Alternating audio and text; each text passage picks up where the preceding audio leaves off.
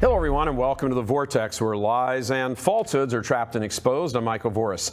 FBI Director Christopher Wray needs to be hauled before Congress and charged with lying. And the matter is most especially of note to Catholics because it was his agency's secret monitoring of Catholics that he's lying about. You'll recall that back in February, an internal FBI memo was leaked showing that the FBI was spying on and treating faithful Catholics as domestic terrorists, in complete and total violation of the U.S. Constitution. Church Militant was named specifically in that report on page 4, along with some other groups the FBI reserved for the appendix. In sworn testimony, Attorney General Merrick Garland sat there before Congress and pleaded stupid to any substantive knowledge of the report, and his FBI Director Christopher Wray assured Congress that the report was an isolated incident specific to only the FBI field office in Richmond, Virginia, and they'd taken care of business and pulled it down and nothing to see here, folks, blah, blah, blah. He provided a redacted document which at first seemed to support that narrative. However, and there's always a however with these lying guys. However, since then, under hammering from Ohio Congressman Jim Jordan, some of those reactions were revealed. And now we know it was not just the Richmond field office engaged in this, but offices in Los Angeles and Portland as well. And it could easily be others as well. They just haven't told us yet. Christopher Wray went before Congress and lied and engaged in an attempt to conceal evidence from lawmakers. He needs to be removed and criminally charged, and the full measure of whatever criminal penalties that can be leveled against him should be.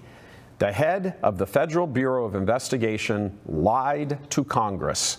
Let that sink in. House Republicans need to stop pussyfooting around with their usual nice crap and fry this man.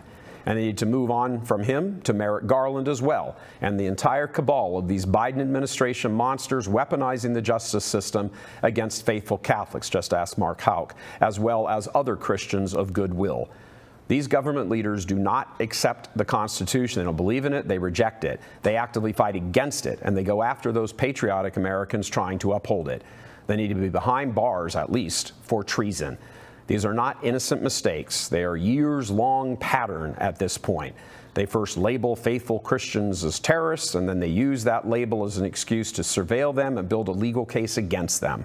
If this sounds akin to what they're doing against Trump, you're right, it is. These investigations against faithful Christians are not investigations at all, but they're theater to enforce a predetermined outcome. And then once they have proven their case, they bring legal action based on their lies. This is exactly the type of government that the founders warned about and gave citizens the ability to defend themselves against legally and physically if necessary. The Second Amendment was not put into place so we could hunt deer. It is ensconced in the Constitution to prevent this type of tyranny. House Republicans need to stop talking and start impeaching. It's that simple. No more excuses, no more slow walking. If nothing happens to these tyrants, they will be emboldened. They need to be removed from office, charged criminally, and go to prison at a minimum. And for the record, this isn't just a Catholic thing. It's a patriot thing as well. God love you. I'm Michael Voris.